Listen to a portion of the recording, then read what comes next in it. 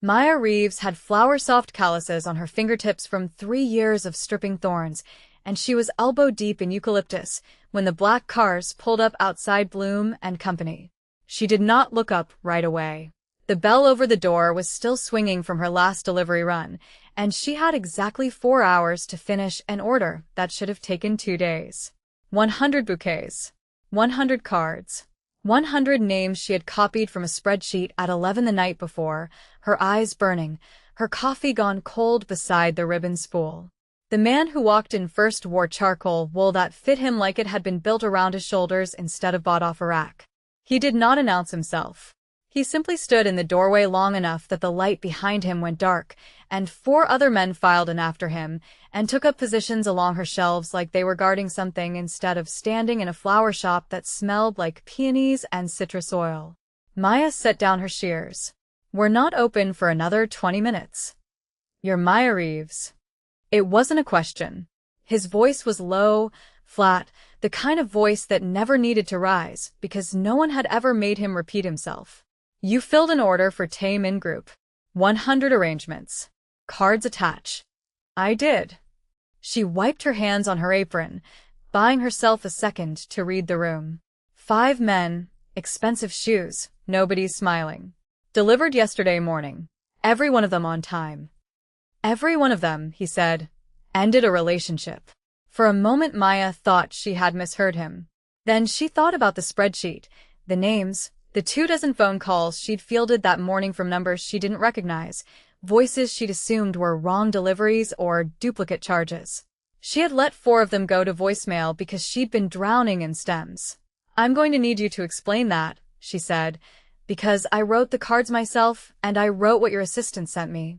"My assistant," the man said, "sent you a spreadsheet of appreciation messages. Anniversary lines. Thank you for 12 years. I could not do this without you. That kind of message." He took one step closer, and she noticed then that his eyes were a shade of brown so dark they read as black under the shop lights, and that there was the faintest edge of a scar along his jaw, thin as a paper cut healed wrong. The cards that went out yesterday said something else. He set his phone on her counter, screen up, and slid it toward her. A photograph of a card, her own handwriting on it, unmistakable. "It's not working. I think we both know that. Let's stop pretending." Maya stared at it. Her stomach dropped in a slow, sick way, because she recognized the words. Not from the spreadsheet. From a folder on her own desktop labeled Draft, "Do Not Send," a set of templates she'd written 8 months ago after her own engagement ended, lines she'd never meant to use anywhere but a private document processing her own heartbreak. Somehow, impossibly, those words had gone out on 100 cards instead of the ones she'd been given. "That's not what I was sent to write," she said, and her voice came out steadier than she felt. "There's been some kind of mix-up. A file error. I need to see the original order." "There is no time for mix-up." The man's tone didn't change, but something behind his eyes sharpened, the way weather changes before a storm actually arrives. "As of this morning, 3 marriages inside my organization are ending. 6 engagements are broken. A woman married to my second-in-command packed 2 suitcases and left before sunrise. I have men who cannot function, who cannot be trusted to hold a weapon steady, because you handed their partners a breakup letter wrapped in ranunculus. I understand you're upset. You do not understand anything yet," he said, and for the first time his voice dropped even lower, quiet in the specific way that made the 4 men behind him go still. "My name is Jae-won Choi. In 3 hours, I am supposed to explain to the men who answer to me why their homes are falling apart because of a florist's mistake. So before I decide whether the shop stays open past today, you're going to tell me exactly how 100 private, personal, unforgivable messages ended up in the hands of 100 women who did not deserve to receive them like that." Maya felt her pulse in her throat, but she did not step back. She had grown up learning that men who wanted you afraid stood closer when you flinched and backed off when you didn't. So she held her ground behind the counter, hands flat on the wood, and met his eyes. "I'll show you exactly what happened," she said. "But you should know something first. Whatever mistake I made with the words, I didn't invent the problem underneath them. If one card ending things broke a 12-year marriage, that marriage was already broken. I just handed somebody the mirror. Something moved behind his expression, gone before she could name it. Careful, he said quietly. You don't know what you're talking about. Maybe not, Maya said. But I know what I write on cards for a living, and I know what desperate looks like when it walks through a door pretending to be angry instead. You're not here about the cards, Mr. Choi. You're here because your whole world just found out it was hollow, and you don't know who to blame for that but me. The shop went silent enough that Maya could hear the cooler humming in the back room, could hear one of the men behind Jae-won shift his weight against her shelf of ceramic vases. Jae-won did not answer right away. He looked at her the way a man looks at a door he expected to be locked and found, instead, standing open. She turned her laptop toward him and pulled up the order file, her hands only slightly unsteady now that the worst of the adrenaline had settled into something more like resolve. The spreadsheet appeared exactly as his assistant had sent it, 100 rows, appreciation language in every card field, professional and warm and entirely unremarkable. Then she opened the folder that had gone to print instead, and there it was, the mistake laid bare in black and white. A batch file mismatch, an autosave overwrite, her private draft folder pulled into the print queue because of a shared file name she had never bothered to rename. It was clumsy. It was careless. It was, undeniably, her fault in the mechanical sense. There, she said, turning the screen so he could see both files side by side. Your cards are right here, exactly what your assistant asked for. And my mistake is right here, too. I'm not going to pretend I didn't do this. I did. I own it. But I need you to look at what actually happened after those cards landed, because I don't think it's the words that did the damage. I think the words just landed on something that was already cracked. Jae-won studied the screen for a long moment, his jaw working once, twice, before he spoke. You don't get to philosophize your way out of this. I'm not trying to get out of anything, Maya said. I'm telling you I'll fix what I can fix. I'll refund every order, I'll write real cards, I'll deliver them myself if that's what it takes. But you walked in here ready to blame a florist for the fact that 100 women read 4 sentences and decided to leave men they've loved for years. That's not about my handwriting, Mr. Choi. That's about what those men did, or didn't do for a very long time before yesterday morning. One of the men near the window shifted, and Jae-won lifted 2 fingers without looking at him, a small motion that stilled the room instantly. Maya noted it, filed it away. Whatever he did with his hands mattered more than what he said. He hadn't raised his voice once, and yet every man in the shop moved like his silence carried instructions. You have no idea what you just accused an organization full of dangerous men of, he said finally. I didn't accuse anyone of anything, Maya said. I told you what a florist notices. I write cards for a living. I've written anniversary cards for couples who haven't spoken in weeks and apology cards for men who think roses erase 6 months of silence. You learn to read what's underneath the message people want to send. And whatever your assistant typed into that spreadsheet, it read like a man managing a relationship the way you'd manage an account. Punctual. Generous. Empty. Jae-won's expression flickered again, faster this time. And for a fraction of a second Maya thought she saw something that looked almost like recognition, like she had described something closer to home than he wanted to admit. You have until end of day, he said, straightening, tugging once at his cuff. Fix what you can fix. I want a full accounting of every card, every recipient, every message. And you will not speak about my organization to anyone. Not the women. Not the police. Not a customer standing in the shop. Are we understood? I understand you're scared, Maya said, and watched his jaw tighten at the word. I don't think you're used to that. But I'm not your enemy here, Mr. Choi. I'm the only person in this whole mess who's actually willing to tell you the truth instead of managing you. He turned toward the door without answering, but he paused on the threshold, one hand on the frame, and looked back at her the way a man looks at a puzzle he has decided, against his own judgment, that he intends to solve. I will be back at 6, he said. Have the list ready. The bell rang again as the 5 of them left, and Maya exhaled for what felt like the first time in 10 minutes. Her hands were shaking now that no one was watching. She looked down at her ruined nail beds, the eucalyptus still scattered across her work table, and thought, absurdly, that she needed to get back to the Whitfield order due at noon, because grief and Mafia bosses did not pause the rest of the world's flowers. By 6 o'clock, Maya had the list ready, printed and organized by name, cross-referenced against every phone call and email that had come through since morning.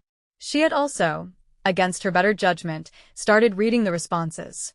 A woman named Priya had written back to the shop's general inbox, furious, demanding to know who had authorized someone to enter engagement on a card. A man's assistant, clearly frantic, had called 4 times asking whether the mistake could be walked back with a follow-up delivery. But threaded through the anger was something else Maya hadn't expected. Relief. One woman, an assistant to a shipping executive under J1's umbrella, had written only 4 words. Finally, someone said it. Maya was still staring at that message when the bell rang again. J1 came in alone this time, no entourage, his jacket gone, sleeves rolled to the forearm, a level of undress that felt almost more dangerous than the suit had, like he'd taken off armor and kept the weapon underneath. "You said you'd have the list," he said. "I have more than the list." She turned her laptop again. "I have what people said back. You should read some of it before you decide this is only a disaster." He read in silence for several minutes, scrolling slowly, his face unreadable except for the muscle that ticked once at his jaw when he reached the message from the shipping executive's assistant. Finally, someone said it. He read it twice. Maya watched him read it twice. "This is not what I expected to see," he said quietly. "No," Maya agreed. "It rarely is." He looked up at her, and for the first time there was something almost human in the exhaustion behind his eyes, a crack in the composure he'd walked in wearing like a second suit. "You said the words landed on something already cracked. Explain that to me." Slowly. Maya pulled a stool out from behind the counter and gestured to it, an offer he did not take, though he did lean against the wall near her ribbon wall instead of standing in the center of the room like he owned it. "I've been doing cards for 6 years, she said. "You learn patterns. Men who love someone write their own words, even badly, even one clumsy sentence, because they can't help it. Men who are managing someone hand it to an assistant. Every single card in that batch, before my mistake ruined it, was generic. Not one groom, not one husband, not one boyfriend wrote a single original word. It was all copy and paste warmth. 12 years could not do it without you. Thank you for everything." That's not love talking. That's a man clearing a task off a list. "These are dangerous men," J1 said, though something in his voice had lost its earlier edge. "Sentiment is not how they survive." "Maybe that's exactly the problem," Maya said. "Maybe they've survived so long by not feeling anything that the women who love them have been starving for years, and all it took to see it clearly was one mistake that accidentally told the truth." J1 was quiet for a long moment. Then he said low, almost to himself, "I ordered the flowers because my father used to do it. Once a year. Appreciation gifts for the wives, the partners. He called it maintenance." He said the word like it tasted wrong in his mouth now that he'd heard it aloud. "I never thought about what that word meant until you said it back to me a different way." "Maintenance isn't love," Maya said gently. "It's upkeep. People can feel the difference even when they can't name it." He looked at her for a long moment, and something in his posture shifted, the wall he'd been leaning against no longer quite so necessary. "You said you'd fix this," he said. "How?" "I'm going to help you fix it properly," Maya said. "Not with another form card. I want every man connected to this to write his own words this time. No assistant. No jewelry as an apology. No grand gesture that costs money, and nothing else. I'll deliver them myself if I have to, but they write them. You're asking men who run territory and give orders for a living to sit down and write love letters." "I'm asking men who broke something to fix it the way it actually gets fixed," Maya said. "If that's too hard for them, that tells you everything you needed to know about why their women left in the first place." J1 studied her the way he might study an opponent who had just made an unexpected move across a board he thought he controlled. "You're not afraid of me," he said. "It wasn't quite a question. I decided a long time ago I wasn't going to shrink for men who wanted me small," Maya said. Doesn't matter if they're wearing a good suit while they ask. Something that might have been the beginning of a smile moved at the corner of his mouth and disappeared before it fully arrived. 6 o'clock tomorrow, he said. I will bring the men who are willing. The ones who refuse will handle their own consequences. He paused at the door, hand on the frame again, the same pause as before, like leaving her shop cost him something small each time. Maya Reeves, he said, testing the shape of her name in his mouth for the first time, and it landed differently than when he'd said it that morning as an accusation. Thank you for not lying to me today. Most people in my life do. He left before she could answer, and Maya stood alone in the quiet shop, surrounded by the ghost of stripped thorns and cut stems, and thought that whatever she had just agreed to was going to be far more complicated than fixing a spreadsheet. The next evening, 7 men came instead of 100, which J1 had predicted flatly, without apology, as though he'd expected most of his organization to fail this particular test before it began. They filled her small shop shoulder to shoulder, uncomfortable in the way large, dangerous men are uncomfortable in small floral spaces, hands too big for the delicate work she set in front of them. Maya had cleared her work table and laid out paper, pens, and nothing else. No templates. No prompts beyond the one she gave them standing at the head of the table like a teacher who had once, briefly, considered becoming one before flowers claimed her instead. Write what's true, she said, not what sounds good. If you don't know what's true, write that you don't know, and why you're only finding out now. A broad-shouldered man near the window, introduced only as Suk-jun, laughed under his breath, though the sound had no humor in it. This is not how we do things. It's exactly how you should have done things, Maya said. That's why you're all standing in a flower shop instead of your own homes tonight. J1, seated at the end of the table, said nothing, but Maya caught him watching the men with an attention that read less like supervision and more like study, as if he too were relearning something he'd forgotten he was allowed to feel. When he finally picked up his own pen, 20 minutes after everyone else had started, his hand moved slowly, like the words cost him more than any negotiation he'd ever conducted. Maya moved between them, not reading over shoulders, just present, refilling water glasses, trimming stems for the new arrangements that would carry these words instead of the old ones. She noticed the way J1's brow furrowed when he crossed something out, the way his jaw tightened each time he started over. Whatever he was writing, it was costing him.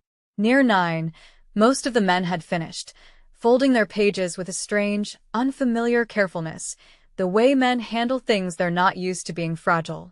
Suk-jun lingered by the door afterward, and to Maya's surprise, he said quietly, I have not written anything by hand in 11 years. Not since before this life. How does it feel? Maya asked. Worse than I expected, he admitted. And better.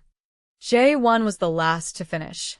He sat with his page for a long time after everyone else had gone, the shop quiet except for the low hum of the cooler and the rustle of Maya wrapping the finished bouquets in brown craft paper, no ribbon, nothing performative, just flowers and honesty riding together for once. You're not going to read it, he said finally, when she came to collect his page. I never asked to, Maya said. It's not for me. He looked up at her, and there was something raw in his face now, stripped of the composure he'd worn like tailoring the first day he walked in.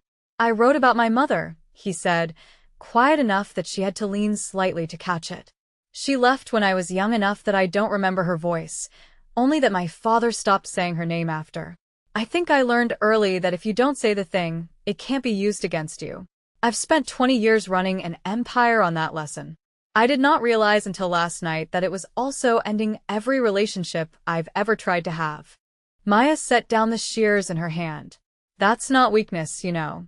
Recognizing that. It feels like weakness, he said. I have built my entire life on the idea that feeling nothing is safety.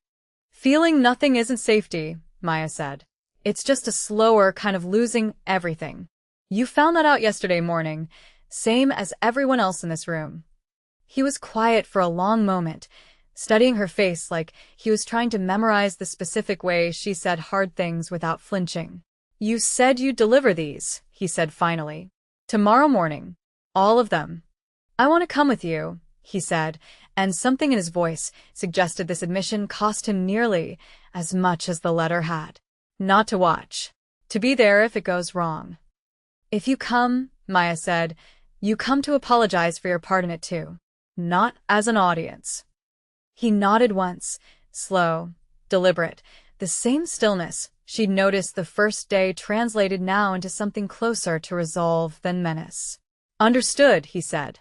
The following morning, Maya loaded her delivery van with 7 arrangements, each one wrapped simply, each one carrying a handwritten letter instead of a printed card. J1 rode in the passenger seat, uncharacteristically silent, watching the city move past the window like he was seeing it differently than he had in years. Their first stop was a modest apartment building in a neighborhood Maya recognized as solidly middle class, unremarkable, nothing like the compounds she'd half expected men like this to keep their families in. The woman who answered the door, a striking woman named Hyunju, looked at J1 with an expression that could have cut glass. You have some nerve, she said, before her eyes moved to Maya and the flowers in her arms, confusion briefly overtaking the anger. What is this? He wrote you a letter, Maya said simply, holding out the bouquet. No assistant. No card template. Just him. You don't have to read it now. You don't have to forgive anything. But I think you should know he sat in my shop for 2 hours trying to find the words instead of paying someone else to find them for him. Hyunju looked past Maya to the man behind her, and something complicated moved across her face. Years of disappointment folded against the strange sight of him standing on her doorstep without an entourage, without armor, holding nothing but the knowledge that he might be turned away. Suk-jun. Maya realized suddenly, this was his home, his wife, and the man's earlier words about not writing anything in 11 years took on new weight.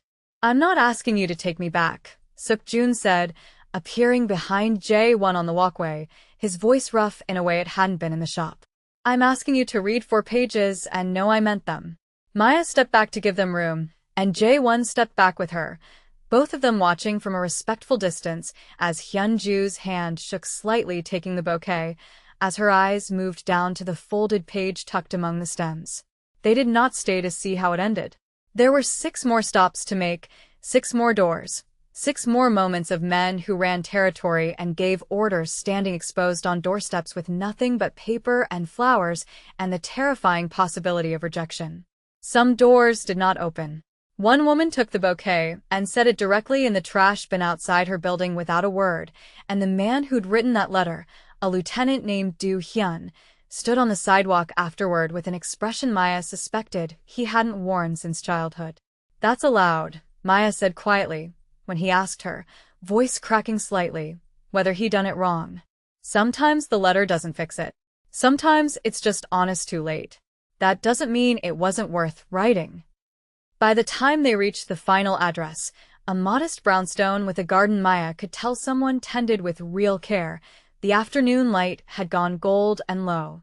J1 had been quiet the entire ride, watching each interaction with the same intense study she'd noticed in her shop, cataloging something in himself against what he witnessed in the other men. This is the last one, Maya said, checking her list and then paused, because the name attached to the final address was not one of the 7 men's partners. It was a name she didn't recognize from any of the cards. This one is mine, J1 said quietly, taking the small arrangement from the back of the van himself, the smallest bouquet of the day, simple white ranunculus, and something that looked almost like an apology in flower form. There's a woman here I failed a long time before yesterday's mistake. I did not add her to the original order. I told myself she did not need to be included in maintenance because what we had was never that. But I think you were right that I've spent my whole life not saying things because I convinced myself that not saying them kept people safe from me. Maya said nothing, only watched him walk toward the door with something that looked, for the first time since she'd met him, like fear rather than calculation. The woman who opened the door was older than Maya expected, dignified, silver threading through dark hair pulled back simply, and her expression when she saw J1 standing on her step shifted through several emotions, too fast for Maya to name them all. 20 years, the woman said, low, and Maya understood then this was not a lover, not in the way the others had been. This was someone from before, someone who had known him when he was becoming who he was rather than after. 20 years, and you show up with flowers. I should have shown up with words a long time before flowers, Jae-won said, and his voice had a rawness in it Maya hadn't heard from him yet, not even in her shop the night he'd written his letter. I am sorry it took someone else's mistake to teach me that. Maya stood at the base of the walkway and let them have their moment. Whatever old wound this was, whatever debt Jae-won had carried silently for 2 decades finally being paid in the currency he'd avoided his whole adult life. When he returned to the van several minutes later, his eyes were suspiciously bright, and he did not speak until they were 3 blocks away. That was my aunt, he said finally. She raised me after my mother left. I stopped visiting her the year I took over the organization because I did not want her to see what I had become. I told myself I was protecting her. Were you? Maya asked gently. Or were you protecting yourself from her seeing you clearly?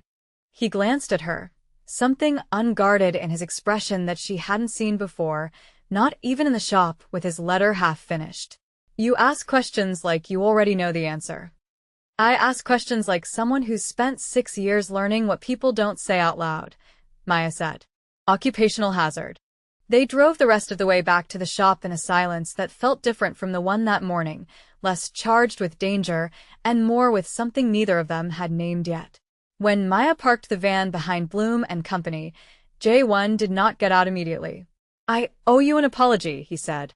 I walked into your shop and threatened to end your business over a mistake that turned out to be the only honest thing anyone sent my organization in years. You were scared, Maya said.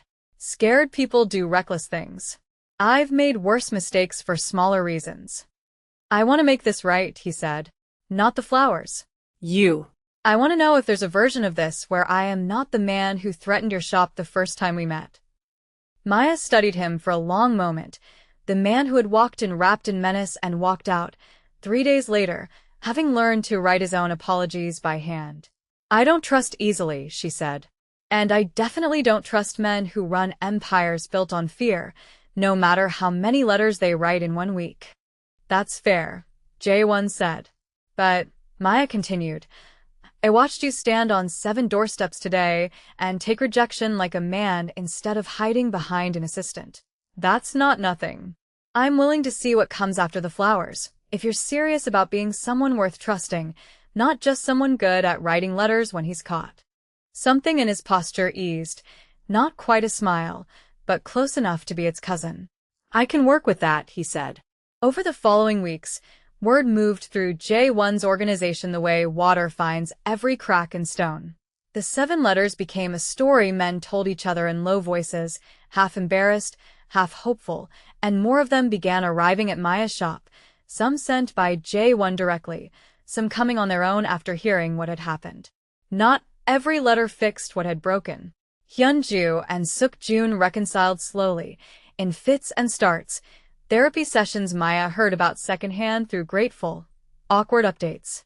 Do-hyun's letter never got a second chance, and he grieved that loss in the quiet way Maya recognized from her own broken engagement, the ache of a truth arriving too late to matter to the person who needed it most. But something had shifted in the organization's culture that no one, least of all Jae-won, had anticipated. Men who had spent years managing their relationships like accounts began, clumsily, to try something else.